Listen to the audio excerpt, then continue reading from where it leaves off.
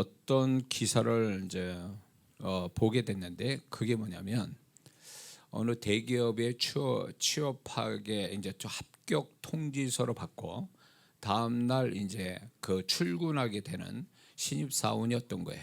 그런데 이 신입사원이 그 회사의 대기업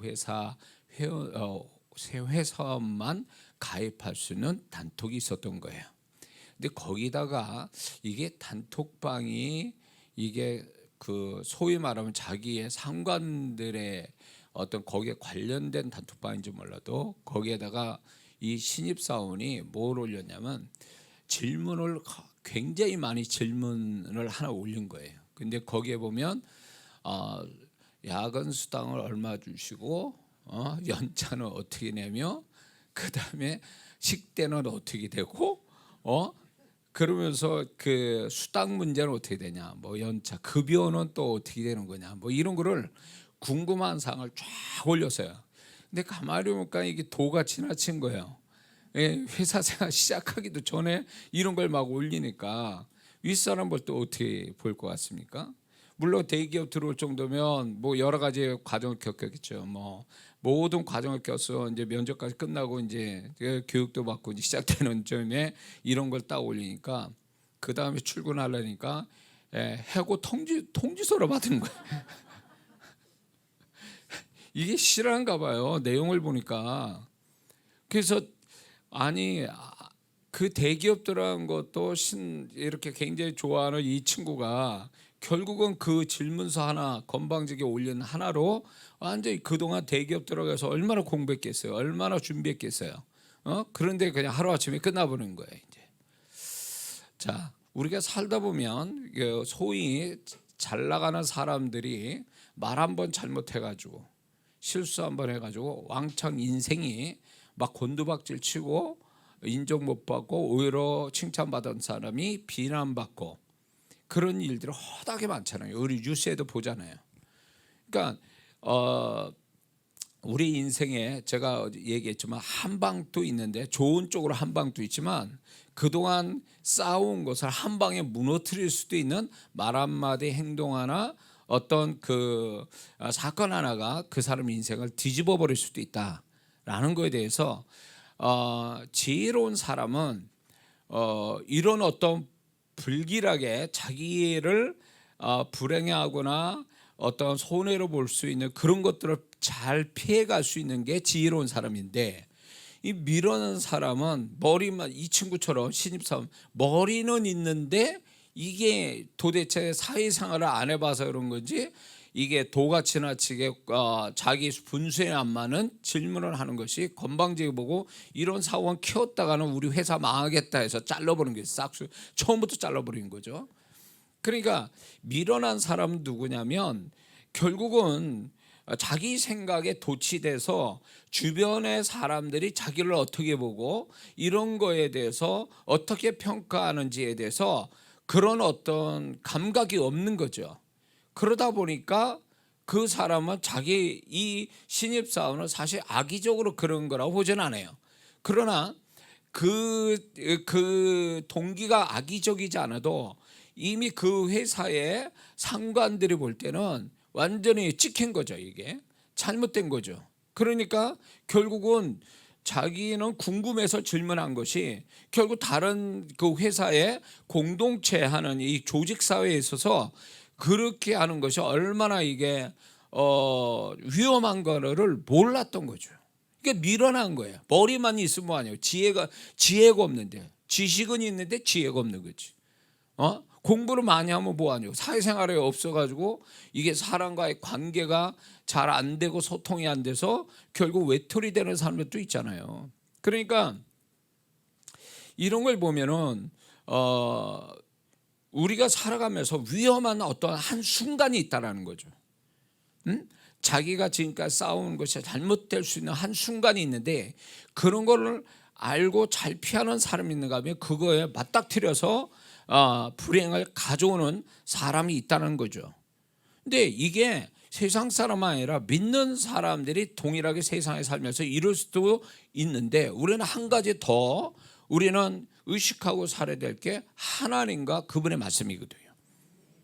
근데 오늘 우리가 읽었던 이 본문의 말씀을 보면 이 가데스 바네아에 이스라엘 백성이 2년쯤 돼서 이제 가나안 땅 들어갈 수 있는 찬스를 얻었지만 이 광야 1세대들이 하는 태도, 이 태도가 결국은 결정적 역할을 했다. 하나님이 드디어 참다 완전히 막 진짜 도저히 못 참을 순간까지 온 거예요. 근데 이 광야 1세대 사람들은 자기네들이 지금 이 가데스 바네아에서 가나안 갔다 온 정탐꾼의 이야기를 들으면서 정말 그들이 보인 태도가 결정적으로 자기 인생의 앞의 일, 소위 말해서 이 사람들이 광야에서 죽기까지의 최소한 38년의 세월을 결정짓고 있다는 걸 몰랐던 거죠. 이걸 알았다면 광야 1세대가 이렇게 나올 수는 없는 거죠. 그러니까 이들은 그냥 늘 하던 투정대로 불만을 터뜨린 것인데 이것이 결정적으로 그들의 생사를 가르는 결정적 순간이 됐다라는 거죠. 자, 세상을 살아갈 때에 신입사원같이 눈치 없는 이런 사람도 졸제 그동안 공부하고 다 뭐 대기업 가게에서 고생했던 거 다 날려버리는 그런 세상에 우리가 살고 있지만 그거보다 더한 일은 뭐냐면 하나님 앞에 이 결정적으로 한 순간에 완전히 하나님의 은혜나 사랑이나 축복이나 이런 것들이 다 잘려지는 이런 일들도 있을 수 있다는 것을 구약에서 우리에게 말씀해 주고 있습니다. 그러므로 성도분들이 우리가 알아야 될 게 어릴 때는 엄마한테 땡깡 부르고 애가 어린아이가 밀어나고 아직도 모르니까 막 그렇게 하죠. 그럴 때는 어릴 때는 부모가 다 참고 그리고 또 이해시키기도 하고 뭐 그렇게 교육시키기도 하지만 어느 정도 이렇게 자란 자녀가 머리가 좀 어느 정도 크고 뭘 아는 자녀가 만약에 그렇게 해버리면 그 부모가 그럼 참는 부모도 있지만 결국은 그걸로 인해서 부모와 자식 관계가 잘못되거나 또 그런 걸로 인해서 결국은 그 자녀가 돌이킬 수 없는 부모한테 상처를 안겨줄 수도 있는 일들이 참 많거든요. 그런데 이 많은 믿는 자들이 살아가면서 이렇게 하나님께서 나의 모든 거 어제도 사역을 했지만 나의 모든 걸 세밀한 걸 다 알고 계시고 그걸 또 메시지로 주시고 의미를 부여하고 있는 이런 것들에 대해서 우리는 겁없이 그냥 하나님이 어떻게 생각하는지도 모르고 그냥 막 해버린다는 거야. 막 말하고 막 한다는 거죠.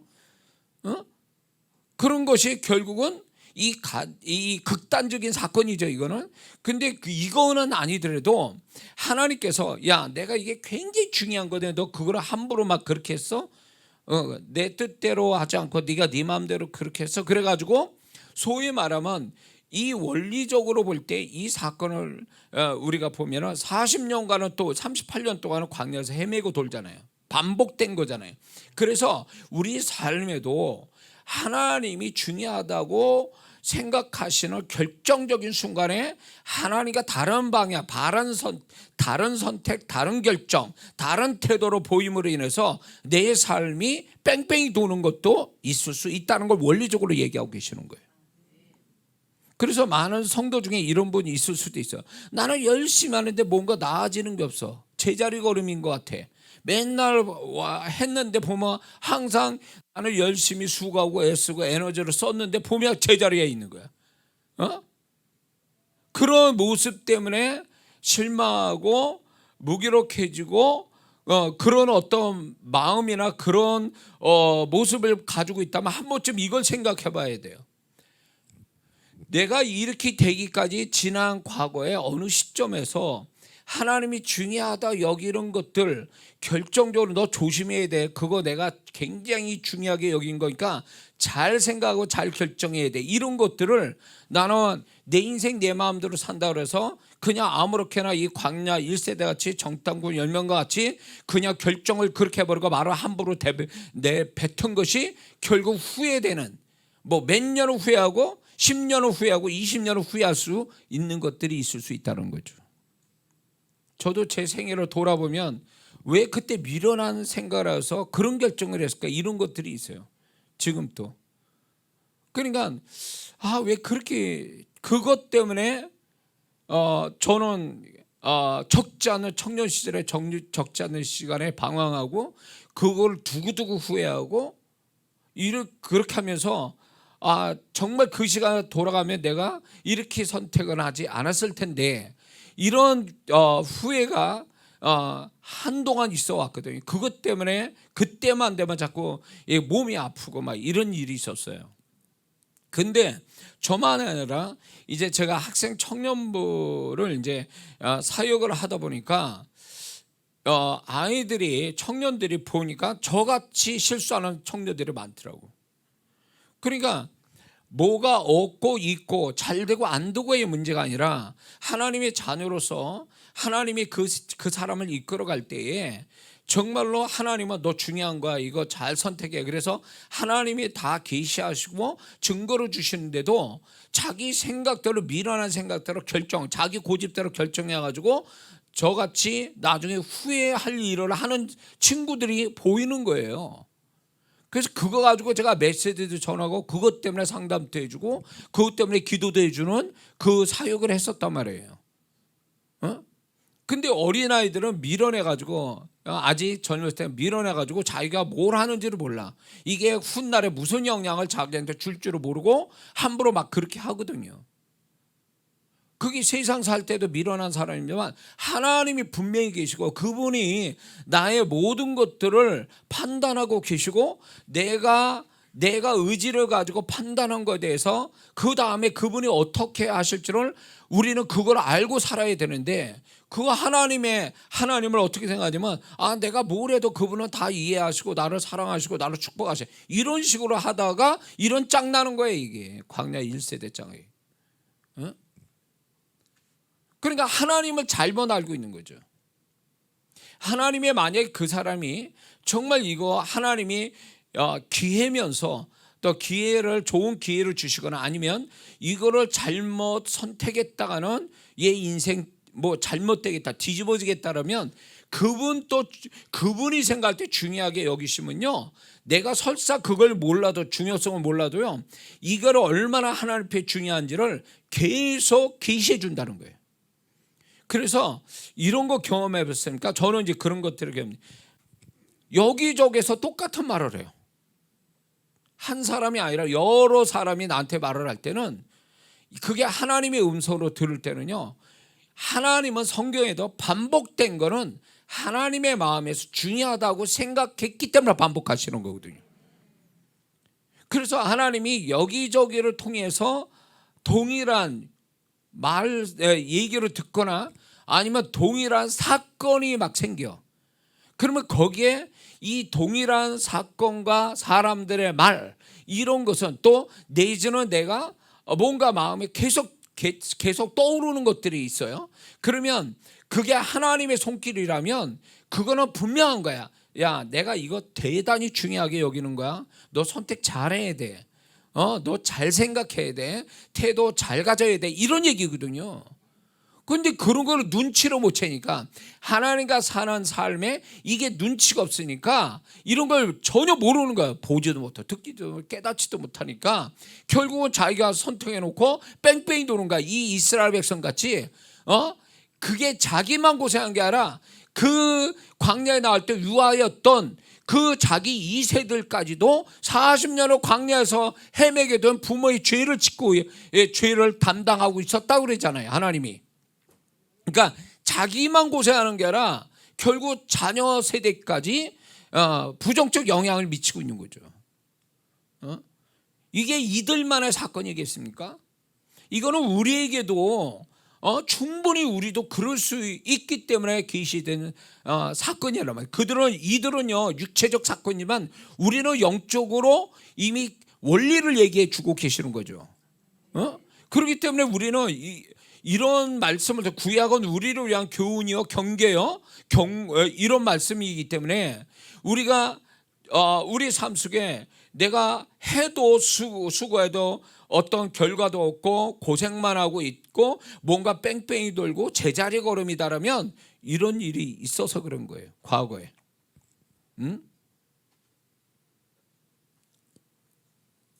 근데요, 사단은 야 괜찮아, 다음에도 또 있어 기회가, 이런 식으로 속이는 거죠.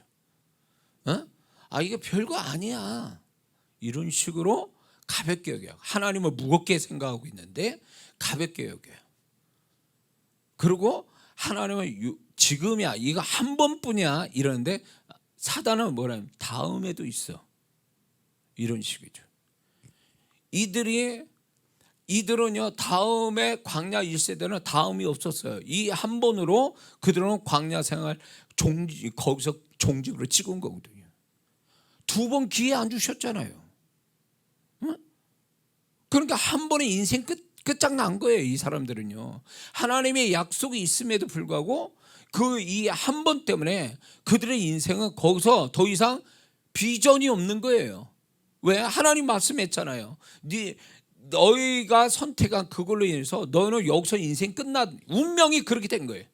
하나님이 원래부터 계획된 게 아니라 그들의 잘못된 하나님이 중요하는 순간에 하나님과 전혀 다른 태도로 보였기 때문에 그 대가로 그들은 인생이 이제 완전히 종친 거죠. 이런 사건이 있다는 거예요. 또 이거와 원리적으로 같은 사건이 에덴 동산 하와예요. 사단이 얼마나 달콤하게 속였습니까? 야 선악과 하나 그거 따먹는 거 별거 아니야, 너 그거 따먹으면 너 하나님처럼 되는 거야, 그러면서 유혹하죠. 그걸 하면 더 나을 것처럼. 그러니까 아마 이 하와는요 하나님 말씀보다도 이게 뭘 대수겠냐는 거지.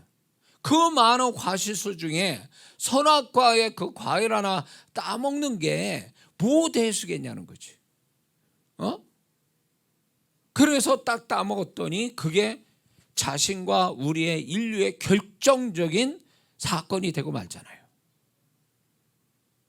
그러니까 우리 삶은 세상 사람과 달라요. 세상 사람은 좌충우돌로 막 살아가는 거지만 우리는 하나님의 계획 안에서 하나님이 이끄시는 치밀한 삶을 사는 거거든요. 믿습니까? 그분의 손길이 안 미치는 곳 없는 인생을 살아가고 있는 거예요. 그러니까 우연이라는 게, 예수 믿는 사람은 우연이 없고 저절로라는 게 없어요. 이게 다 하나님의 계획 속에서 이루어지는 것들인데 우리는 그거는 우연히 되어진 거고 살다 보니까 어쩌다 이렇게 된 거야 라고 하지만 그거는 불신앙이죠. 완전히 예수 믿어도 이건 세상 사람인 거예요. 그러면 하나님이 내 인생을 주관해 가신다는 걸 믿는 자라면 우리가 그런 어떤 일들에 대해서 내가 돈을 벌 거냐 말 거냐, 성공할 거냐 실패할 거냐, 이익을 볼 거냐 손해 볼 거냐, 이건 세상 사람의 관심사잖아요. 이게 중요한 결정적인 어떤 상황이라고 생각하잖아요. 우리는 그거하고 상관없어요. 그게 아니야. 그런 관점 보는 게 아니라 하나님이 보실 때 이게 나한테 온 이것이 하나님이 보실 때 나를 축복하시는 거지, 너 그거 잘못하면 너 망한다는 이런 하나님의 관점에서 그걸 중요하게 여기는 게 이게 문제인 거지, 우리가 살 거냐 말 거냐 실패냐 성공 이런 개념이 아니란 말이에요. 왜냐하면 우리의 모든 결정은 그분이 하시잖아요. 근데 그분이 결정적 순간을 이끌어 가시는데 우리가 망하는 쪽에, 어떻게 보면 우리가 잘못해서 망하는 쪽으로 흘러가게 되면 너 그거 잘못된 거야 라고 해서 그거를 선택하지 못하도록 피해가거나 아니면 미리 그거를 하나님 원하는 방향으로 선택과 결정할 수 있도록 도와주시거든요. 그리고 그거 반대로도 그 영혼이 하나님께 잘했어요. 그래서 하나님 앞에 복받을 자가 되어질 때에 하나님이 이 사람을 한 방에 정말 다 끝내려고 종합적 축복을 주시려고 결정적인 순간을 주시는 데가 있거든요. 그렇게 할 때에 그 한 방으로 해서 이 사람이 정말로 신중하게 생각해서 하나님이 원하는 대로 결정을 해버렸더니 인생이 완전히 다른 인생, 다른 존재로 살게 되는 거예요. 그 다음부터가. 이런 일들이 얼마든지 있을 수 있다는 거죠. 응?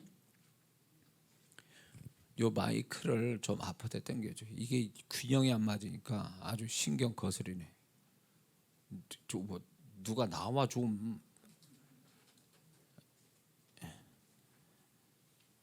예, 됐어요. 예, 고맙습니다. 예. 역시 아줌마는 힘이 좋아. 엄마는 힘이 좋아. 자, 누가복음 5장 보면 베드로가 밤새도록 그물질을 고기 못 잡는 그 사건이 나오죠. 그럴 때 주님께서 배를 빌려 타신 그 대가로 깊은 데서 그물을 내리라고 그러잖아요. 근데 여기서 재미있는 거는 뭐냐면 예수님은 어부도 아니에요. 근데 낮에 그 어부들이 낮에 그물질을 안 하는 이유가 있어요. 그 갈릴리호수는 물이 너무 맑기 때문에 그물을 치면 벌써 고기가 도망가요. 잡을 수가 없어. 그건 어부들의 상식이라고. 그런데 예수님 그물을 내리니까 경험에 의해서가 아니라 말씀에 의지하여 자기가 내리겠다고 그러잖아요. 그러니까 내렸더니 이거는 밤새롭게 해도 못 잡은 고기를 한 방에 끝났잖아요. 그것도 자기 배만 채우는 게 아니라 옆에 배까지 채우는 2배 채우는 사건이 생겼잖아요. 이게 결정적인 순간이라는 거예요. 네? 근데 베드로가 정말 이 사람이 대단한 거는 만약에 경험을 앞세웠다면 예수님 그런 얘기 여기서는 선생이요 그런 얘기 하지 마세요. 이거 뭐 고기 잡는 것도 모르면서 그런 얘기 하십니까? 뭐 이렇게 만약에 얘기를 했을 거예요. 그러나 베드로는 그렇게 자기 경험과 상식을 동원한 게 아니라 그걸 기준 삼은 게 아니라 그분의 말씀에 기준을 삼았다는 거죠. 응? 그러니까 하나님의 사람은요, 주님을 믿는 사람들은요, 이렇게 하나님께서 정말로 아무것도 안 될 때 그 모든 걸 보상할 결정적 순간을 만나게 해주신다는 거죠. 그 많은 배 중에 왜 시몬의 배예요? 하나님이 의도적으로 오셨다고 봐야 돼요. 의도적으로 그 배를 타셨다는 거죠. 그러니까 그분이 주님의 모습이 결국 뭐냐면 우리의 모든 것들을 풍성케 하시고 잘되게 하시고 치유케 하시고 이런 거를 베풀어 주시는 주님인 것을 거기서 계시하고 있는 거죠. 그러니까 예수 믿는 사람이 내가 베드로 같이 밤새도록 그물질해서 허탈한 마음으로 피곤한 몸으로 빈손으로 돌아가는 우리의 모습이 있다 할지라도 우리가 실망하지 않을 것은 그분이 우리의 모든 것 되어주신 주님께서 우리의 모든 걸 회복시킬 수 있는 결정적 순간을 한번 주신다라는 거예요. 그래서 하나님의 축복이 이런 게 있어요. 그 사람이 노력하고 성실해서 오는 그 결과로 축복을 주시는 것도 있지만 스페셜로 뭐가 있냐면 이 사람에게 그동안 아무것도 보상을 못 받는 계속 이 보상 못 받고 오다가 한 방에 하나님이 다 해결해 주시는 게 있어요. 후자를 너무 좋아하지 마세요. 성실로 복 받는 게 그게 보편적이고요. 스페셜해. 그분의 마음이에요. 한 방에 주시는 건 그분의 마음이에요. 자, 보세요. 여리고성을 보면 7일 13바퀴인데 12바퀴로 돌아도 아무런 벽에 근가는 소리도 없었어요. 그게 우리의 모습이 될 수도 있어요. 내가 열심히 살았어요. 믿음으로 살고 막 이렇게 하는데 그게 결국 여리고성 12바퀴 도는 모습인 거예요. 아무것도 되어지는 게 없어. 그런 게 되어지는 게 없다라면 실망해서 포기해서는 안 됩니다. 그 순간에 하나님은 이 사람이 정말 복받을 사람이라면 하나님께서 어떤 마음을 주시냐면 한 바퀴만 더 돌아봐 이런 식의 마음을 불어넣어 주시거든요. 그러니까 뭔가 하나님을 바라고 움직이는 데 있어서 내가 포기하려는 그 마음은 하나님이 주신 마음이 아니에요. 그건 내 인간적인 마음이고 귀신이 주는 마음이라 그거예요. 왜? 그분은요 내가 수고한 것에 결말을 항상 주시고 그 다음을 또 시작하신 분이거든요. 근데 내가 결말이 없어. 여리고성 12바퀴 좀 도는 중이야. 헉헉거리면서. 근데 결과가 없어. 이런 거에 대해서 의심하게 만들고 포기하게 만들고 원망하게 만드는, 이거는요 이 광야 생활하는 이 광야 1세대가 다름이 없는 거예요. 그리고 이런 태도는 결국은 자기 축복을 순식간에 그동안 수고한 걸 다 날려버린다는 거예요. 그래서 우리는 하나님이 내 수고를 어느 순간에 그 성실에 보상하실 그 순간이 온다.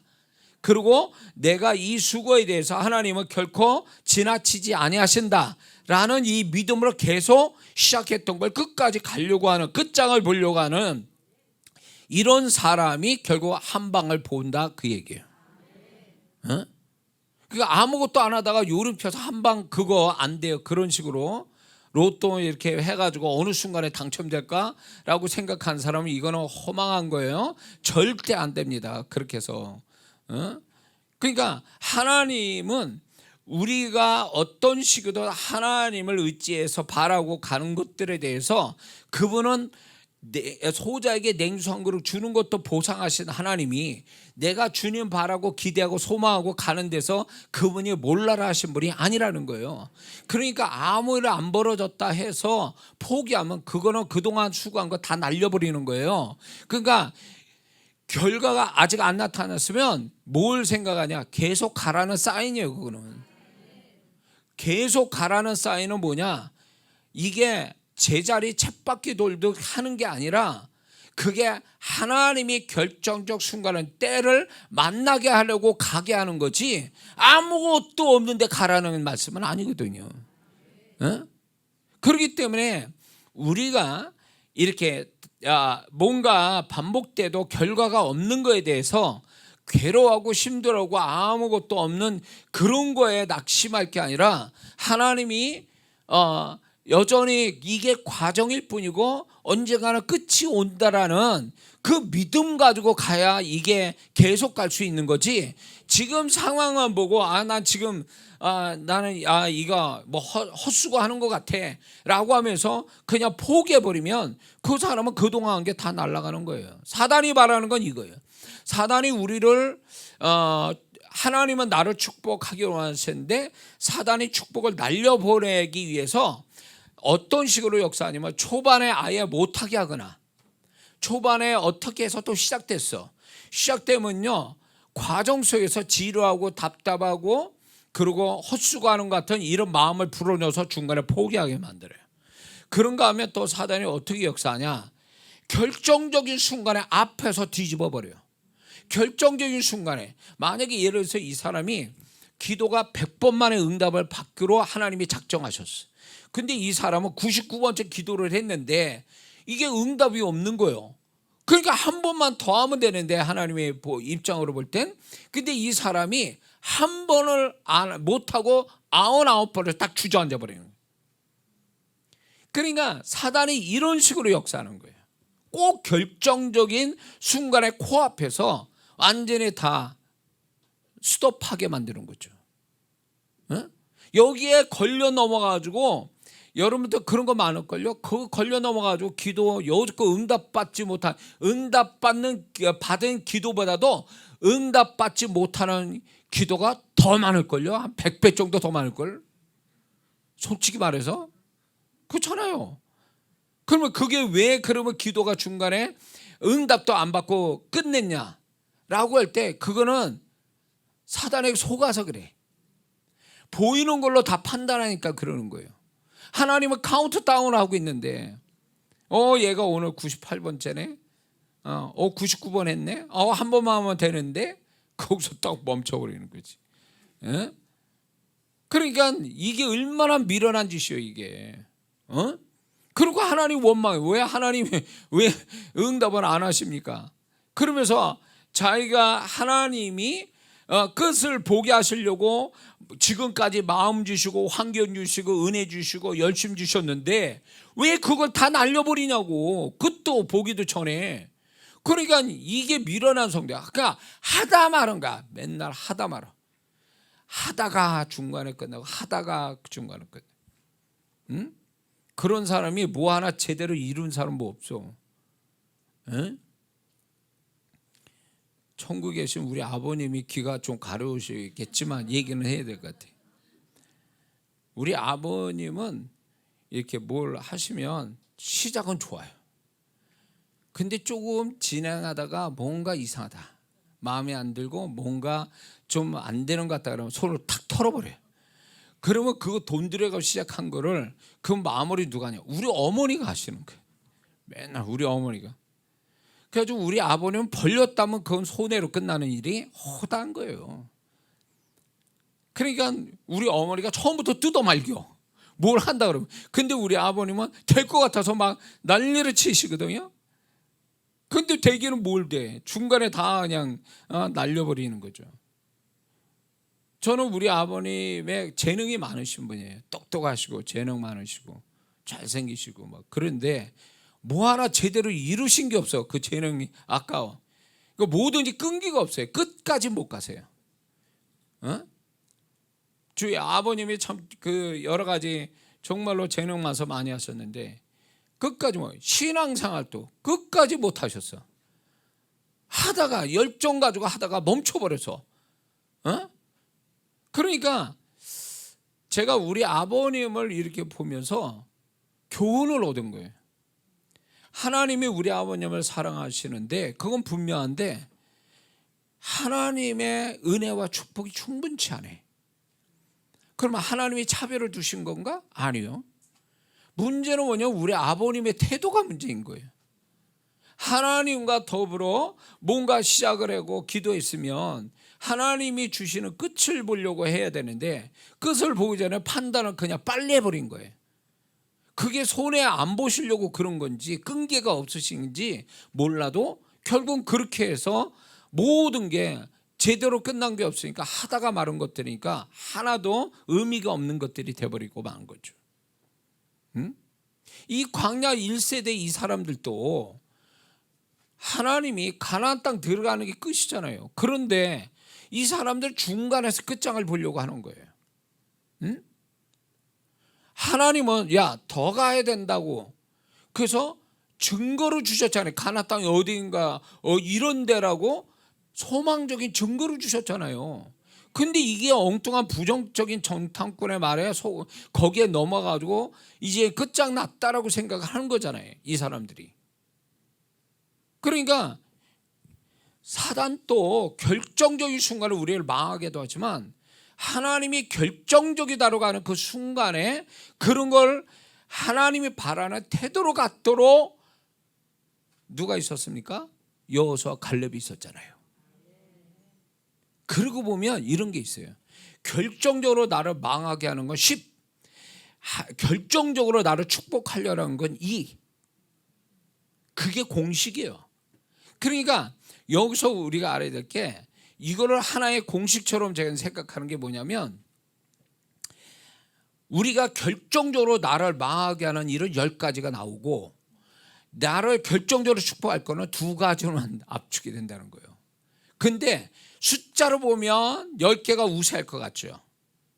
근데 숫자로 보면 10개가 우세하지만 그 10개를 뛰어넘는 2개가 더 굉장한 거라는 것을 여호수아 갈렙을 통해서 얘기하시잖아요.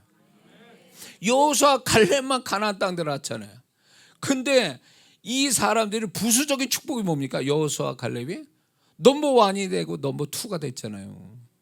가나안 땅 살아서 들어간 것도 복인데 이 두 사람은 넘버 2, 넘버 1이 된 거예요. 이게 부수적인 축복이에요. 그러니까 이게 하나님이 결정적인 순간에 이 여호수아 갈렙이 정말 신앙 고백을 엄청 잘했잖아요. 이 여호수아 갈렙이 잘한 게 뭐예요? 크게 뭔 일을 했습니까? 10명의 정탐꾼이 하는 말에 반대적 신앙적인 고백을 한 거잖아요. 그 고백 하나가 그들의 생명을 연장시키고 고백 하나가 그가 이스라엘 백성을 대표하는 넘버 1과 넘버 2가 된 거예요. 결정적인 순간에 가서 결정적인 순간에.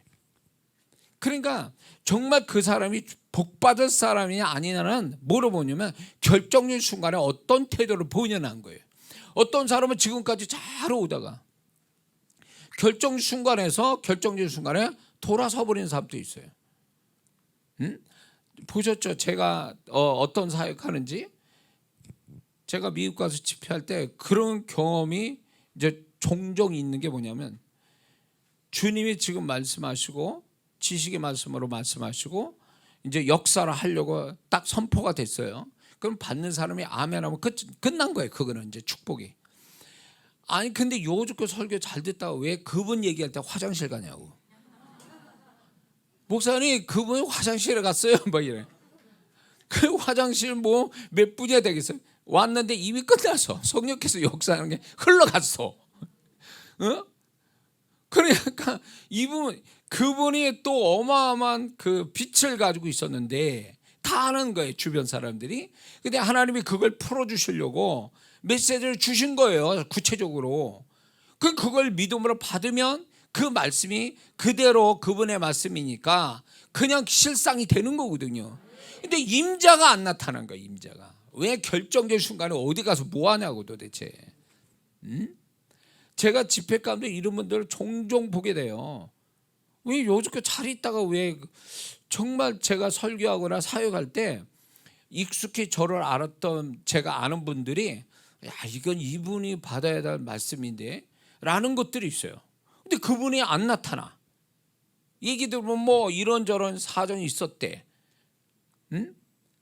그런데 그 사정만, 그 하나님의 축복받는 것만큼 중요한 사정이냐 그거예요. 그것도 아니야. 그게 한 귀신 역사에 딱 걸린 거예요. 에? 이런 거 있죠. 제가도 이제 이렇게 그 젊었을 때 신앙생활 할 때도 그런 경험이 있었는데, 또 그 청년 때 신학하기 전에 청년 때도 그런 게 있대. 수요일 날 비가 주룩주룩 와. 예배는 드려야 되겠는데 수요 예배 가기 싫어 죽거든 거야. 그땐 차가 어디 있어? 걸어서 가야 되는데, 걸어서 한 1, 2km를 걸어서 가야 되는데 비는 오지요. 수요 예배 밤에 하잖아요. 또 가야 되겠는데 비는 오니까 안 가고 싶어. 근데 그거를 그냥 내 마음이 이렇게 치고받고 싸우다가 갈등 갔다가 이제 가게 돼요. 그러면 그 예배가 은혜가 얼마나 오고 목사는 메시지에서 주님의 음성이 들리네. 그 어느 때는 그 예배 하나가 내가 그동안 고민했던 것이 예배 딱 들고 나서 딱 상황이 바뀌는 걸 경험해요. 이거죠. 이게 결정적인 거잖아요, 이게.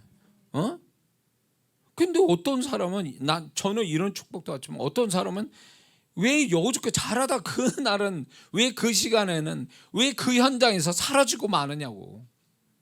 결정적인 순간에서 다 이렇게 축복을 못 받게 자기 육신의 생각이나 아니면 사단에 속아서 결국 그 순간을 지나치게 만든 이런 사람들이 있다는 거죠. 근데 이런 사람들이 이제 어떤 사람이 하나님이 축복하려는 결정적 순간에 비껴가느냐라고 할 때 보통 기도를 안 하는 사람. 기도를 안 하는 사람은요, 기도를 해야 성령이 이끌어 주시는데 기도 때문에 기도를 안 하니까 성령이 이끌림 받지 못하는 거예요. 그러다 보니까 자기 육신에 따라서 움직이니까 결국 육신에 따라 움직이는 건 성령이 이끄시는 삶하고 반대로 가는 거거든요. 그러니까 기도 안 하면 이건 손해가 막심한 거예요. 그러니까 여러분의 문제나 여러 가지들을 이게 기도 속에서 이게 다 내 기도 속에 들어와 있어야 되는 거예요.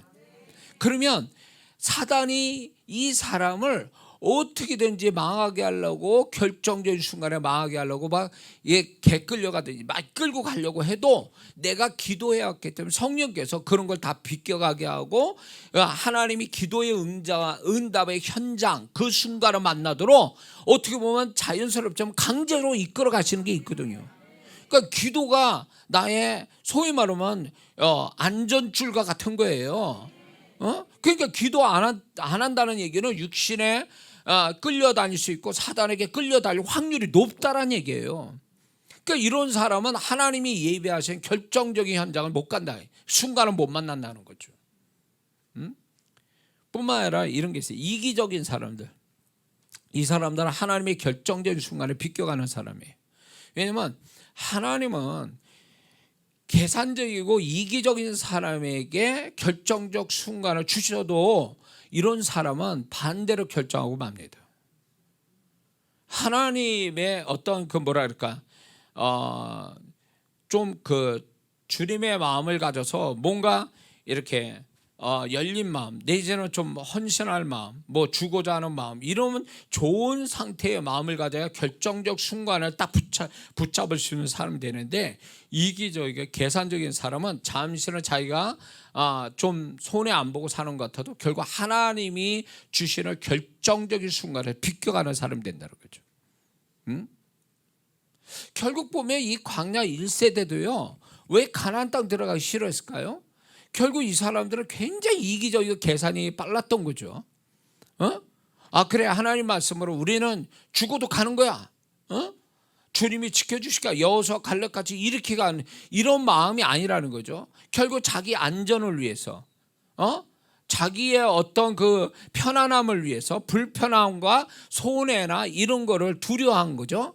그것이 결국 하나님이 예배하신 결정적인 순간에 비껴가는 사람이 되고 만 거죠. 그 욕심 있는 사람, 이런 사람도 안 돼요. 결정적인 순간에 비껴갑니다. 죄와 상처가 많은 사람도 비껴갑니다. 그러니까 많은 사람들이 뭐랄까 죄가 많고 상처가 많은 사람이, 이거 죄를 회개하고 상처가 치유되지 않은 사람은, 이 사람들은 죄와 상처가 많은 사람은 뭐가 있냐, 색안경을 꼈다 보면 틀림없어요. 색안경을 꼈다. 세상은 하얀데 파란 안경 껴서 파랗게 보이는 거예요. 그러니까 이미 왜곡되게 보는 거예요. 그러니까 이 왜곡되게 생각하고 바라보게 되니까 하나님이 야 신색이다라 해서 정확하게 그걸 보여주시고 그걸로 붙잡게 하려고 하는데, 이 사람은 파란 색안경을 끼고 보니까 이게 아닌 거예요. 이게 아니고 다른 쪽을 자꾸 보게 된다고. 그러니까 죄와 상처가 많은 사람은 이미 왜곡되게 보게 돼 있어요. 이 물이 여기다 뭐 막대기를 물속에 집어넣으면 굴절이 된다고 그러죠. 근데 그건 잠깐 이제 물의 저기로 인해서 굴절이 되는 거잖아요. 굴절되게 보는 거죠. 굴절이 안 되는데 굴절되게 보이는 것처럼 자기의 삶을 이렇게 뭔가 잘못 보게 되는 거예요. 그러니까 죄와 상처가 많은 사람은 평생 이 사람은 손해보게 돼 있어요. 그러니까 이런 사람은 뭐라고 얘기하냐면, 왜 나한테는 맨날 이런 일만 다 하냐 이거예요. 왜 사람들은 나를 괴롭히지? 왜 나를 계속 손해나게 하지?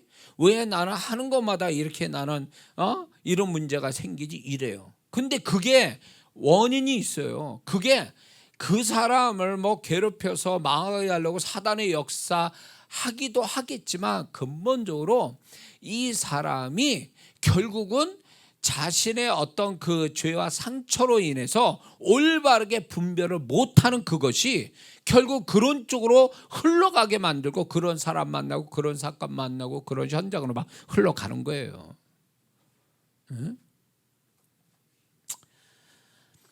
자, 그래서 우리는 하나님이 우리 삶을 이끌어갈 때 나를 축복하기 위해서 결정적 순간으로 이끌어가기도 하지만, 또 사단은 나를 망하게 하려고 또 그 걔네들도 나를 결정적 순간으로 이끌어간다 라는 것을 가져서 두 가지를 다 의식하면서 조심스럽게 살아야 될 필요가 있습니다. 그래서 이 광야 1세대처럼 겁없이 막 그냥 뭐 이런 게 뭐 대수야, 뭐 지금까지 원망하고 불평하고 2년 동안 넘게 있는데 무슨 뭐 지금 이런다 그래서 뭐 이게 큰일이 나겠어? 그런데 큰일 났잖아요.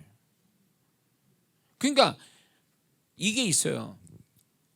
사단은요 우리를 하와로 속이듯이 이렇게 해요.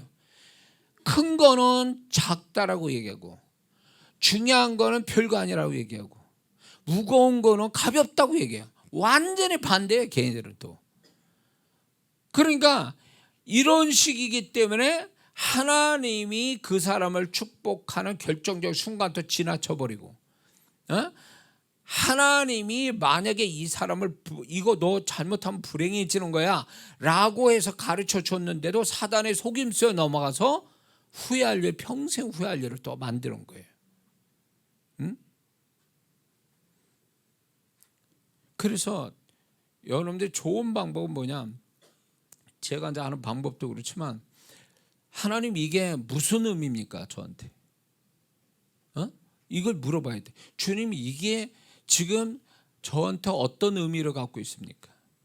주님은 이 부분을 어떻게 생각하시냐고 묻는 질문이 필요해요. 내가 내 마음대로 판단할 게 아니라 주님은 이거를 어떻게 생각하십니까? 주님이 이것이 나에게는 어떤 의미가 있습니까? 이렇게 물어봐야 돼요. 그게 제일 정답이에요. 다윗이 전쟁통이 있어도 하나님 이거를 저 적들을 달려가서 잡을까요? 멈출까요? 이것까지 물어봤다는 얘기는 어린애도 뻔히 아는 얘기를 뭘 그렇게 그걸 물어보냐고. 근데 다윗은 여기에서 중요한 게 있어요.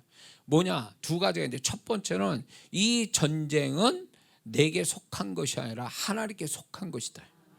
그래서 이 전쟁의 결정은 그분이 하신다 라는 주권을 인정하는 태도고, 또 하나는 이 지금 달려가서 잡아서 죽이는 게 의미가 있는 건지, 하나님 앞에서 이걸 그냥 놔두는 게 의미가 있는지 그걸 묻는 거예요. 그러니까 이게 가서 적을 물리친다고 해서 그게 잘한 일도 아니고 놔둔다고 잘한 일도 아니라는 거죠. 다만 하나님 앞에서 하나님이 이거를 어떻게 하는 게 최선이고 어떻게 하는 게 하나님의 의미대로 할 수 있는 건가를 이제 묻는 거죠. 이런 게 다윗이. 그것이 결국 다윗이 유대 왕으로서 7년 6개월 있다가 이 통합 이스라엘 왕이 되거든요. 근데 이 다윗이 그 7년 6개월 동안 그 유다 왕으로 있을 때에 이 다윗은 아무런 정치적 행사를 안 합니다. 사람을 가지고 정치적으로 뭔가 이스라엘 왕이 되려고 하지도 않아요. 하나님의 때를 기다리는 거예요. 결정적으로. 그래서 아브넬입니까? 그 사람에 의해서 드디어 이제 하나님이 이스라엘 왕이 될 수 있는 찬스를 열어가거든요. 그런 거에 대해서 이 다윗은 하나님이 뭔가 이런 상황 속 결정적 순간이 오게 하실 거다라는 의미에서 자기가 뭘 어떻게 하는 게 아니라 하나님이 그렇게 할 때를, 결정적 순간을 기다리고 있었던 거예요. 그래서 그걸 통해서 결국 다윗의 생애는 결정적 순간을 잘 함으로 인해서 통합 이스라엘 왕까지 되는 사람이 있거든요. 무조건 뭘 해서가 아니에요. 그거는.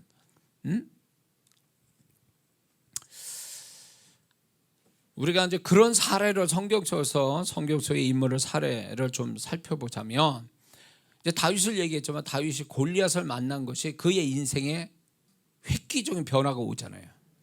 골리앗을 나는 이거 죽이면 나는 정말 나는 이걸로 인해서 나는 사람들한테 인기를 얻고 나는 사울의 사위가 될 거야, 이런 생각하고 했을까요? 아니잖아요.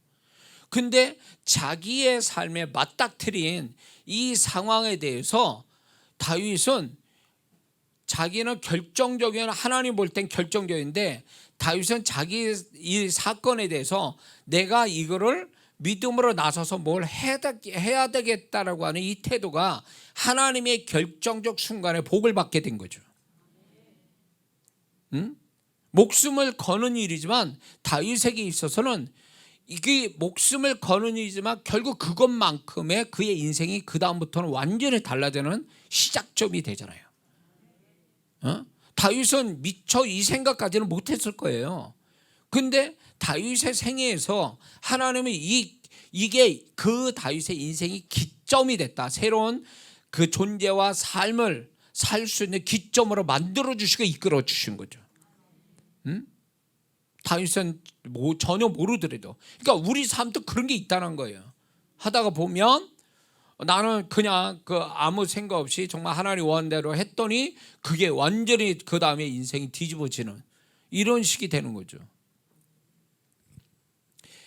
제가 이제 집회를 처음 2003년 3월에 나가기 시작했는데 거기 서울에서 집회를 하고 있었는데 처음 집회하는 거죠. 그 집회를 하는데 거기에 이제 어느 사역자분이 참석을 했는데 그분이 저를 통해서 하나님이 축복을 하셨어요. 그러니까 나는 그분이 어느 목사님이 와서 은혜를 받으시고 또 상담을 해서 나는 그분의 고민되는 거, 혼자서 해결 안 되는 거, 고민되는 거 주님이 또 능력을 가지고 해결해 주셨어요. 나는 그렇게 어느 한 교회 목사님인 줄 알았어요. 그랬더니 그분이 나중에 알고 보니까 전라도에 아주 목회자 한 100여 명을 관리하시고 은혜를 끼쳤던 사역자인 거예요.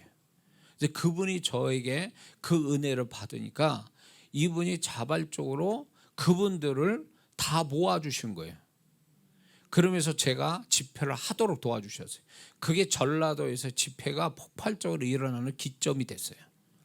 그 한 분을 그렇게 하나님이 제가 도와드리게 되니까 그분으로 인해서 내가 나를 알리고 또 내가 뭐 이렇게 집회를 하려면 여러 목사님을 거쳐서 그게 돼야 되는데 그분이 아예 그냥 교회 목사님들 다 모아놔가지고 제가 사역을 하게 됐단 말이에요.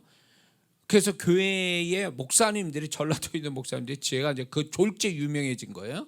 그래서 그때부터 너무 바쁘게 돌아가게 됐죠. 그러니까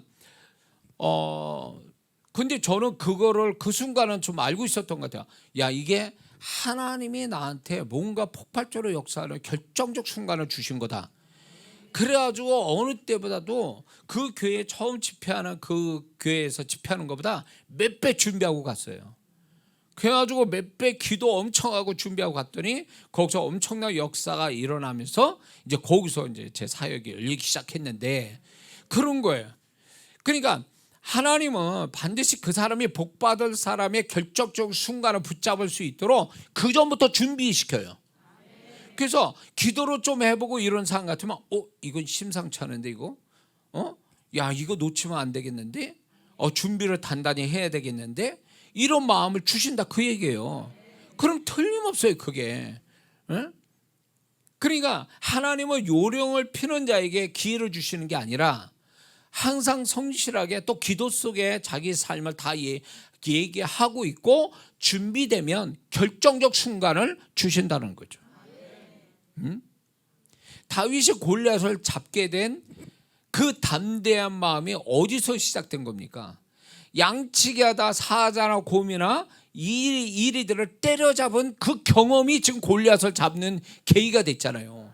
만약에 다윗이 이 사자나 곰이나 이리를 가서 뭐 잡아서 새끼양 또 이렇게 이빨에 들어가는 걸 다 뽑았다는 거예요. 그걸 건져냈다 그러잖아요. 고백을 하잖아요. 사울 왕에게. 그런데 이런 훈련이 이런 경험이 골리앗도 잡을 수 있는 담대함이 온 거죠. 준비된 자예요. 만약에 설렁설렁했다. 무서워서 도망갔다. 그러면 골리앗 앞에 설 생각을 못하는 거죠. 그러니까 하나님이 결정적 순간을 주는 자는 미리미리 그걸 준비시키는데 성실함으로 준비해서 그 상황을 자연스럽게 만나게 하신다.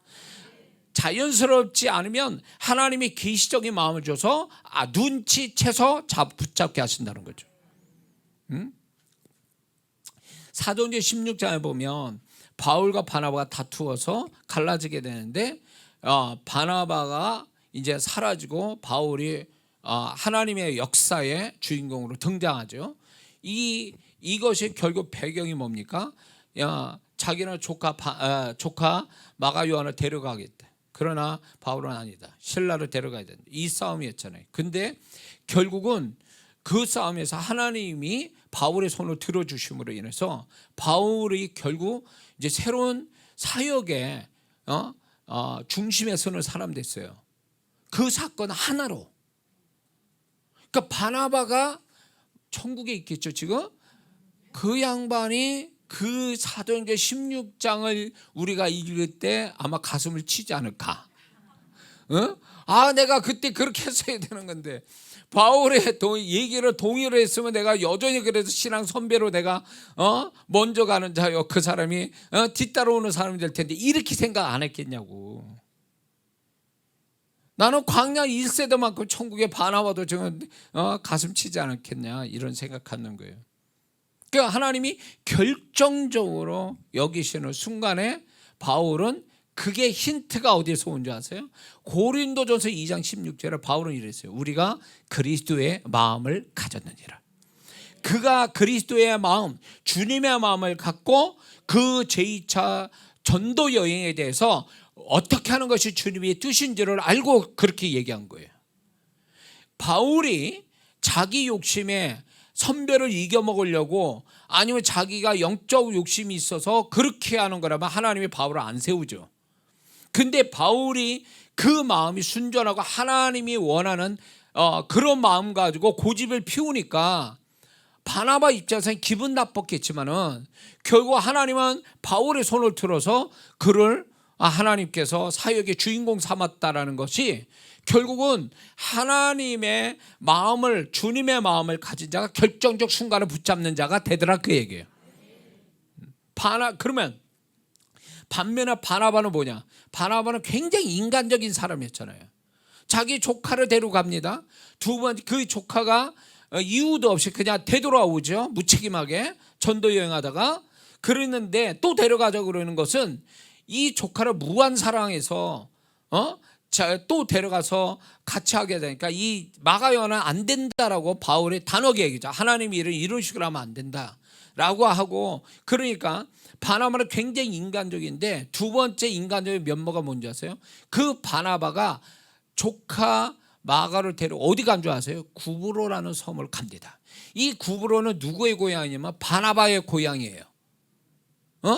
바나바 마가 요한의 고향이라고. 그러니까 하나님의 사역을 정말로 하나님은 그 시대에 정말 복음을 이방인한테 전파하려고 계획을 하나님의 계획이 있어서 세웠는데 이 바나바는 인간적인 생각으로 그가 가지고 있어서 결국 행로도 인간적인 자기 고향으로 만만한 동네에 가고 있는 거에 하나님은 넌 불합격.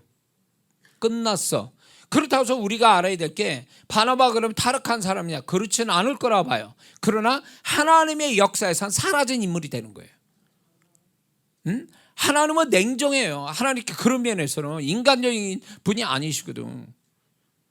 그러니까 하나님이 잘 생각해라. 사도행전 16장 다툴 때에 아마 하나님이 여기서 보자. 누구를 세울 건가?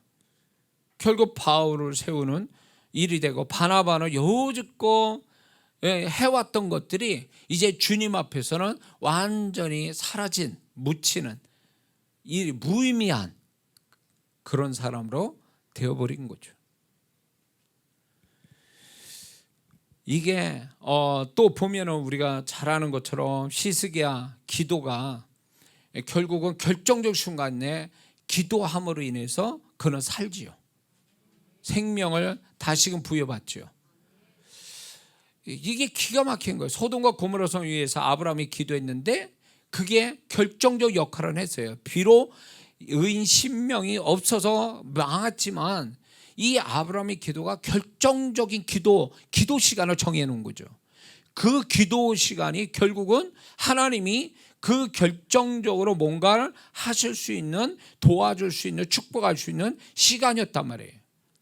그래서 모세의 기도도 그렇고 중보기도 이스라엘 백성, 또 신약에서 십자가에 달린 강도 한강도, 그는 구원받잖아요. 자, 여기서 중요한 게 있어요. 기도하는 거 좋습니다. 근데 중요한 건 기도의 타이밍이에요. 그 타이밍이 결정적 순간을 만들어낸 거예요. 그러니까 히스기야도 만약에 하나님이 이제 밥숟갈 놔라 그랬으니까 아마 오늘 밤, 그날 밤에 하나님이 그의 생명을 걷어가시려고 했는지도 몰라요. 근데 이 사람이 오늘은 잘 먹고 내일부터 금식 기도하지 이렇게 했다면 히스기야 왕은 이미 끝난 거예요. 그렇죠? 소돔과 고모라에 망한 다음에 아브라함이 기도하는데 무슨 소용이 있어요? 미리 기도시키려고 계시했잖아요. 그렇죠? 거기다 모세의 중보 기도가 때 맞춰 중보기도 하셨으니지 왕정이지 중보기도 안 했으면 이스라엘 다 죽었어요. 어? 십자가 강도가 죽기 전에 예수님을 붙들었으니까 천국 가장 행운아가 이 사람이에요. 어? 그러니까 타이밍을 안 놓친 거예요. 그러니까 결정적인 하나님의 순간이 언제 오냐? 기도의 타이밍에서 오거든요. 기도를 가장 정말로 하나님이 원하는 기도할 때 그 기도가 다른 시간대 기도하는 것보다 훨씬 더 결정적 역할을 한다 그 얘기예요. 그래서 저희 교회는 주일 오후 기도회가 있어요.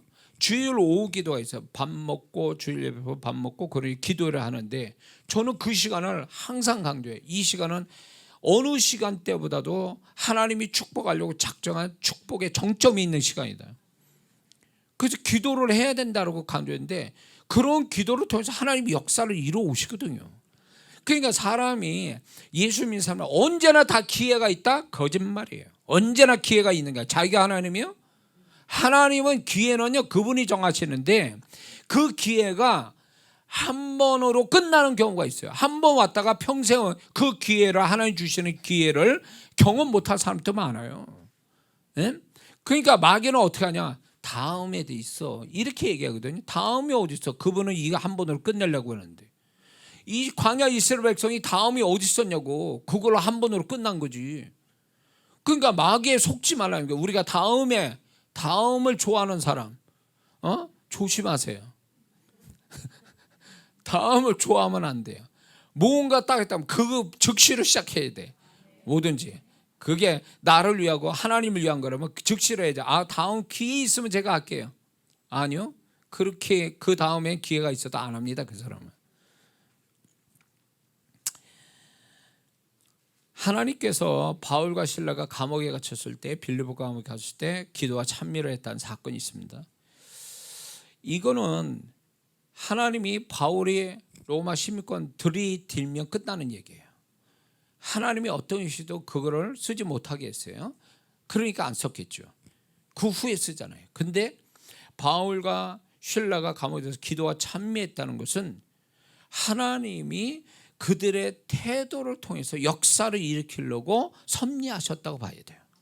그래서 빌립보 간수와 가족이 구원받고 거기에서 빌립보 교회가 생기는 이제 시작점이 되잖아요.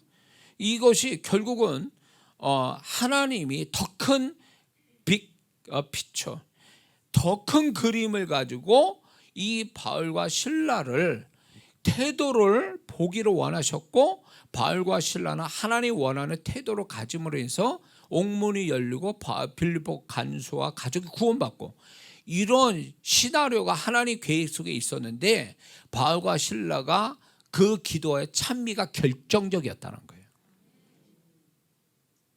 그래서 아까 얘기했지만 기도를 아무 때나 하는 거고 결정적인 순간에 하나님이 중요하게 여길 때 기도하는 사람하고 또 달라요.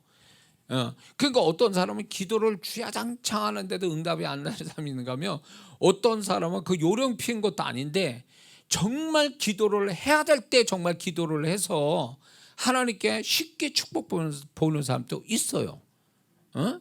그거는 하나님이 결정적으로 중요하다 여기는 순간에 딱 그 순간을 붙잡는 사람이라는 거죠. 자, 그러니까 막달라 마리아도 결국은 부활하신 주님의 첫 모습을 보게 되죠. 근데 이 막달라 마리아는 결국 어디에서 그러면 예수님의 부활한 첫 모습의 영광을 얻게 됐냐면 예수님을 마지막까지 향품을 가지고 시신에 헌신하려는 마지막 순간에서 그게 결정됐다고 봐요. 그러니까 이 제자들도 주님과 함께 살고 헌신했잖아요. 그러나 결정적인 순간은 이 막달라 마리아예요. 그것이 예수님의 부활한 모습을 이제 보게 되는 영광을 얻게 되죠. 그러니까 헌신도요 결정적인 순간이 있어요. 결정적인 순간. 같은 액수의 예물을 드려도 그 예물의 가치가 결정적인 하나님 생각할 때 결정적으로 중요한 순간에 드리는 예물하고 그렇지 않을 때 드려진 예물은 완전히 차원이 달라요. 차원이 다르다고. 어? 이거에 대한 사건은 많죠. 자, 오병이어로 바친 소년 있죠. 물고기 2마리와 보리떡 5개를 바친 그 결정적으로 그 소년이, 자 보세요. 그때 당시 경제 상황하고 보세요. 어린아이가 자기 도시락을 가져올 정도면 어른도 가져왔다는 얘기 아니에요? 그러나 하나님이 이 아이의 순전한 마음으로 바쳐진 그걸로 5천 명이 넘는 사람을 먹게 되죠. 결정적인 순간에 이 소년의 헌신이 결국은 5천 명을 먹게 남을 뿐만 아니라 12관절이 남았는데 이거에 대한 소유권은 아마 예수님 빼고 이 아이일 거예요. 그렇잖아요. 개꿀로 그러시니까. 예수님이 최대 지분이고 그 다음에 제자들이 나눠줬으니까 수고의 보상은 또 있을 거고 나머지는 얘 거야. 걔거 가지고 했으니까. 결정적인 순간에 얘가 그거에 쓰임받은 헌신한 아이니까. 전 그렇게 봅니다. 경제적으로 이렇게 구분해 보면. 뿐만 아니라 많은 배 중에 베드로 배를 타셨어요. 예수님이. 그 배를 타셨는데 베드로가 기분 나쁠 거 아니에요. 밤새도록 그물들에 피곤한데 눈이 충혈된 상태에서 집에 들어가야 되는데 예수님이 배 타자고 그러니까 이거 뭐냐고, 이게 힘들어 죽겠는데. 근데 시몬 베드로의 배를 타셨다는 거에 대한 베드로가 배를 빌려드리는 헌신이 결국은 결정적 역할을 한 거죠. 선생이여, 나 지금 피곤합니다. 난 지금 피곤해, 잠을 자야 되는데 뭘 하시자고. 저 옆에도 있으니까 저 배 쓰세요. 이럴 수도 있는 거 보편 상식적이 그러지 않습니까? 근데 시몬은 배를 주님께 빌려드린 그 헌신이 어마어마한 축복을 한 방에 해결하잖아요. 그게 결정적 헌신이에요. 결정적 헌신. 사렙다 과부가 한 끼 먹고 이제 아들과 함께 먹고 이제 굶어 죽을 수밖에 없는 그 한 끼를 엘리야에다 주지 않습니까? 결정적인 거죠. 3년 6개월 동안 그거 양식 떨어지지 않겠잖아요. 그게 결정적 순간이 있어요. 결정적 순간에. 그런데 저도 이제 이런 걸 느끼는 거죠. 그 결정적인 순간에 뭔가 이렇게 저는 몸으로 그렇게 오는 것 같아요. 막 소름 끼치거나 아니면 막 쪼여지는 마음이 있어요. 막 그리고 막 가슴이 벌렁벌렁 돼. 그런 순간이 오거든요. 그러면 이거는 너무너무 중요하다. 이게 너무너무 중요하다.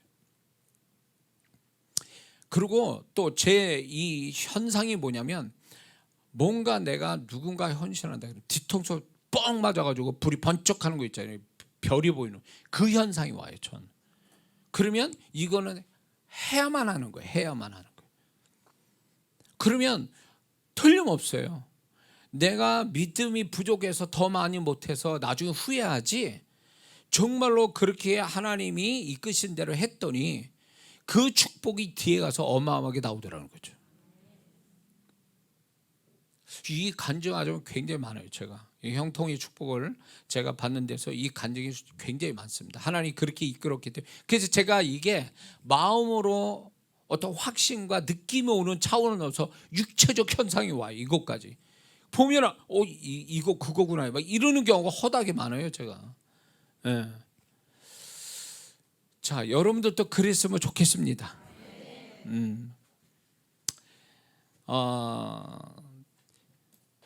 자, 예수님이 제자들을 부릅니다. 그때 그 제자들이 예수님의 그 너는 나를 따라오너라 할 때 압도되어 다 버리고 주님을 쫓았다 그랬어요. 이게 사람 축복을 받는, 제자들이 사람 축복을 받는 어떤 과정인데, 우리는 예수 믿는 사람은 평생 7, 80% 축복이, 예수 믿는 사람의 축복의 7, 80%는 사람으로 옵니다. 그래서 사람 축복이 반드시 따라야 돼요. 그래서 사람 축복 없다? 그 사람은 7, 80% 축복을 날아갔다고 봐야 돼요. 그래서 예수 믿는 사람이 악의적이고 이기적이고 욕심부리고 계산적이면 이 사람 축복받기 힘들어요. 예수 믿는 사람은요, 적당히 바보스러워야 돼요. 적당히 손해볼 줄 알아야 돼요. 그 속에 사람 축복이 있어요. 근데 손해 안 보려고 악착같이 다른 사람의 미움 받아가면서 자기를 손해 안 보려고 그렇게 하다가 미움 받고 비난 받다 사람 축복 다 끊어지는 거예요. 그 이수민 사람이 성품이 그래도 기본적으로 잘 돼 있어야 하나님이 사람에 붙여주시지. 싸가지 없고 하는 짓거리가 이건 미움받친 짓을 하는데 어떻게 하나님이 그 사람은 사람 복을 붙이시냐고. 왔다가도 가버리지 그런 사람에게. 그러니까 예수민 사람이 사람 축복받으려면 항상 저도 그렇지만 평생 사람 축복 달라고 기도는 항상 빠뜨리지 말아야 돼요. 그리고 사람의 축복받으려면 사람을 섬길 줄 아는 사람이 돼야 돼요. 왜? 심은 대로 거두는 거예요. 그런데 많은 사람이 근데 제가 사람을 섬기는 게 있어서 저 사람은 날 도와줄 사람 같아. 그런 사람 섬긴다고 그 사람이 사람 축복이 오는 게 아니에요. 헛다리 짚은 거예요. 그거는. 정말 어떤 사람을 섬기게 되냐면 나한테 보상을 해주지 못할 사람. 나한테 나도 보상 바라지 않고 나한테 보상해 줄 수도 없는 사람, 그 사람을 섬기는 사람이 사람 축복을 크게 받는 거예요. 그러니까 얕게 하지 말라는 거예요. 야가 빠지게 사람을 그렇게 상대하지 말라는 거죠. 그러니까 제가 이제 이 사역을 하면서 정말 주님 앞에 정직하게 한다 그래서 제가 정말 너무 힘든데도 한 분 한 분 정말 주님의 마음을 담아서 이렇게 사역을 해드립니다. 그분은 알든 모르든 뭐 나를 어떻게 보든 상관없어. 나는 내 옆에 오는 성도들은 그렇게 축복하기를 원하는데 그 태도로 주님이 보셨다고 전 보여요. 그것 때문에 하나님이 내가 가장 필요할 때 생각지 않는 사람이 와서 나를 축복해 줘요. 내 사역을 축복해 주고. 그럴 때 제가 또 뭘 느끼냐면 내가 사람을 외모로 봤다가 큰일 나겠구나. 그게 왜 그러냐면 저를 여지껏 도와주고 축복해 주는 사람들이 전혀 아닌 사람들이에요. 내가 볼 때 전혀 아닌 사람들. 그냥 어떻게 보면 평범한 그저 그런 분들이고, 그런 분들이 딱 내용에 가니까 아닌 거야. 이 사람은 어마어마한 사람인 거예요. 그 나는 모르고 그냥 주님의 마음으로 그냥 섬겨 드렸는데 그분이 나중에 정체를 밝혀. 뭐 드라마 주인공처럼. 드라마 주인공 그렇게 하잖아요. 아닌 것처럼 했다 나중에 자기가 이런 대단한 사람이라는 걸 나타내는 것처럼 그런 분들이 등장하는 거예요. 그래서 제 사역 속에 굵직굵직한 사람들이 있어요. 저의 사역을 돕는 데 있어서 그게 거저온 게 아니라 여러분 보셨겠지만 진짜 진을 다 빼서 그 영혼들을 다 이렇게 사역했는데 저기 어디 교회에서 한 2,000명 모이는 교회 그 성도들을 다 제가 영암에 집회할 때 한 번 집회에 400~500명 모이면 다 그러니까 새벽까지 하는 거예요. 그냥 그런 시간들이 왔기 때문에 하나님이 은혜로 사람 축복을 주셨다고 저는 믿습니다. 그러니까 사람에 대해서 박수칠 일은 아닌 것 같아요. 여러분들이 주변에 이 사람은 뭘 나한테 도움 그거 개념으로 그 사람을 보지 마세요. 하나님의 마음을 딱 주시면 그냥 무조건 주님의 마음으로 섬겨 드려요. 뭐든 간에 섬기다 보면 이 사람이 나를 못 도와주면요 생각지 않은 딴 사람을 오게 해서 나를 도우는 역사 오거든요. 그러니까 사람 축복이 가장 큰 축복이에요. 사람 축복이.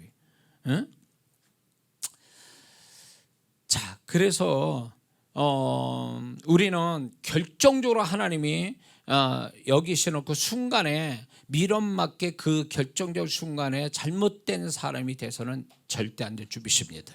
마태복음 19장 보면 부자 청년이 나오죠. 율법을 잘 지켰어요. 주님 또 그걸 인정하셨죠.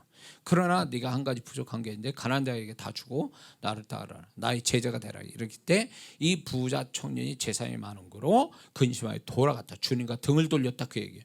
그러고 해서 그 다음 사건이 없잖아요. 이건 뭐예요? 이 부자 청년은 정말로 12제자가 아니라 13번째 제자가 될 수 있었던 사람이에요.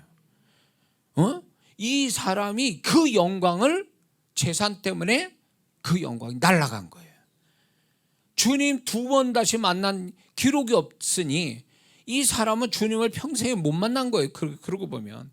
그가 한 번에 딱 결정적인 그 한 번의 만남이 이 사람 인생과 영혼의 삶을 결정질 수 있는 거를 이 사람은 그거를 놓쳤다 그 얘기죠. 어? 정말로 이게 제일 불쌍한 사람이 이 부자 청년이 천국 갔는지 안 갔는지 모르겠어요. 율법으로 장애했으니까 뭐 어쩔 줄 모르겠지만 아마 통곡할지도 몰라요. 13번째 제자가 되는 건데 그걸 놓친 거죠.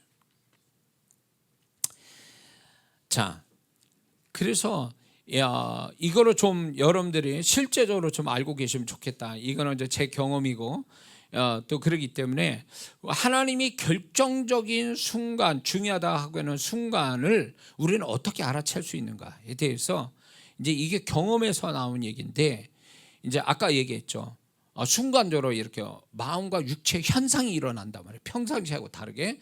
그러면 그건 좋은 내 안에 징조처럼 사인이 되는 거예요. 그게 맞다. 그리고 또 이런 것도 있어요. 결정적으로 날 망하게 하려는 사람이 있다 그러면 반대 현상이 나죠. 긍정적 현상이 아니라 반대적 안 좋은 현상이 막 일어나요. 딱 보면은 막 이렇게, 저는 그런 게 있어요. 딱 보면은 이 사람이 안 좋다, 이 사람하고 관계됐다가 내가 사고 날 것 같다 그러면 몸이 떨려요. 떨리면서 마음이 두려움이 와요. 그 사람 보면 불안해. 엮이지 말아야지. 여러분들도 그런 감은 다 있다고. 그걸 믿어야 돼요. 우리는 영적인 존재라고.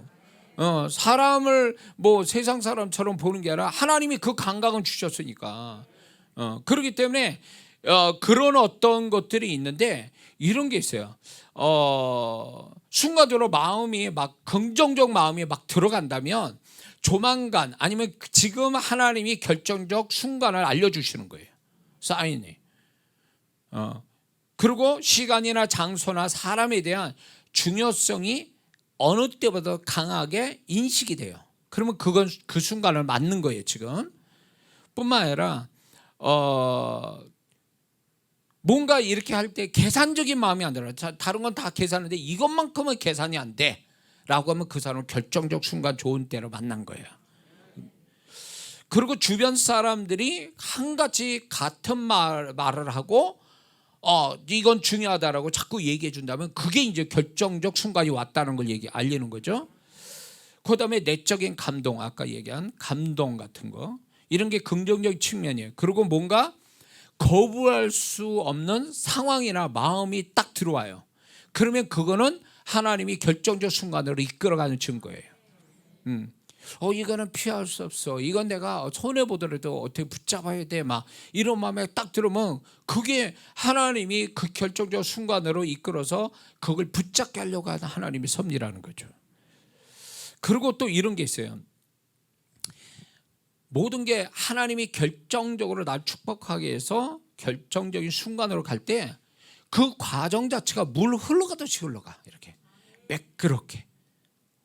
나는 이게 생각지도 않는데 내가 조작한 것도 아니고 인위적으로 내가 어떻게 한 것도 아닌데 이게 자연스럽게 물 흘러가듯이 자연스럽게 흘러. 그러면 그게 이제 사인이에요. 그게 이해가 되시죠?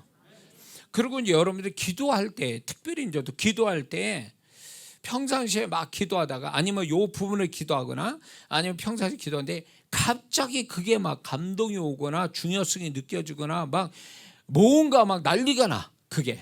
그러면 그게 결정적 순간이 왔다는 증거예요. 이해가 되시죠? 그리고 이제 이런 게 있어요. 어느 사람이든 어떤 공동체든 뭐든지 뭐가 내가 자연스럽게 중요한 역할을 맡게 돼. 그게 소위 말하는 사인을 알리는 거예요. 네가 중요한 순간이 왔다. 내가 생각할 때 중요하다고 하는 순간은 넌 맞이하고 있다. 그게 역할로서 증명하는 거거든요. 또 반대적으로 이런 게 있어요. 최악의 상황을 만나는 경우가 있어요. 그러면 그 최악의 상황이 하나님은 그 반전을 거기다 숨겨두시거든요. 그게 하나의 결정적 순간을 주는 거예요. 오늘 이 광야 1세대처럼 최악의 상황이거든요. 이 사람들의 입장에서 보면. 근데 이 최악의 상황이 하나님이 결정적으로 중요하다라는 사인을 알리는 거잖아요, 지금. 근데 이들은 이걸 눈치 못 챈 거예요. 이게 반전이 있다라는 사실을 눈치 못 채고 최악의 상황 그대로 해석을 하니까 이들이 망한 자가 된 거죠. 자, 그래서 우리가 그 하나님이 이 중요하다고 여기시는 순간에 대해서 우리가 미루거나 지나치지 말고 하나님이 주신 순간을 붙잡아서 그게 나의 축복으로 전환이 되게 하는 이런 사람이 되어야 될 줄 믿습니다. 그래서 저는 여름 집회, 신년 집회를 이렇게 2번을 하는데 저는 그 어떤 마음 가지고 여러분들이 오셨는지 잘 몰라요. 그러나 어떻게 이렇게 기도 제목을 보잖아요. 제가 가볍게 쓴 분들도 있지만 내용은 무거운 것 같은데 마음은 가벼워. 왜 이러지? 왜 언밸런스로 보이지? 그러니까 이분은 그러니까 기도문 써니까 쓰는 거야. 근데 마음이 그렇게 무겁지 않아. 중요하게 생각은 안 해. 뭐 주시면 고맙고 안 주셔도 뭐 괜찮습니다. 이런 식이야. 이건 믿음이 아니야. 이거는 성품이 좋아서 그런 건지 욕심이 없어서 그런지 모르겠지만 이렇게 보면은 이분은 그래서 다 나오는. 그래서 이분은 정말 이때를 위해서 준비하고 왔고 이때가 하나님이 이분을 축복하려고 여기 와서 이 은혜 받게 하시구나. 이게 딱 보여요. 제가 보면은. 그래서 여러분들이 거저 와서 그냥 그래 어떻게 하나 보냐 은혜 받는 차원에서 여러분들이 가벼운 마음으로 왔다 가는 것은 여러분의 손해라고 봅니다. 이 여름 집회가 여러분에게 결정적인 하나님이 중요하게 여기는 순간이라고 믿는 사람은 그 믿음대로 되게 하실 줄 믿습니다. 할렐루야. 그래서 영상으로 참여하는 분들도 사모하고 여기 오고 싶지만 못 오시는 그분들도 어디에 있든 간에 여러분들이 이 여름 집회 특별히 저는 그런 것 같아요. 신년과 여름 집회는 특별히 저한테 그런 기름 부음이 더 강한 것 같아요. 그래서 왜냐하면 그 사모하고 어떤 결정적 하나님 역사는 순간을 포착하고 싶은 그런 분들이 왔기 때문에 주님이 또 그걸 아시고 뭔가 거기에 맞는 그분의 손길이 임하게 하시려고 주님이 준비하고 계신 줄 믿습니다. 그래서 오늘 여호수아 갈렙같이 중요한 결정적 순간에 하나님 마음에 탁 들고 축복 받을 만한 그런 걸 태도를 통해서 그 여호수아 갈렙이 그 후에 인생이 달라지듯이 하나님이 그런 축복이 여러분에게 이 여름 집회 후에 일어나게 주의 이름으로 축원합니다. 기도하겠습니다.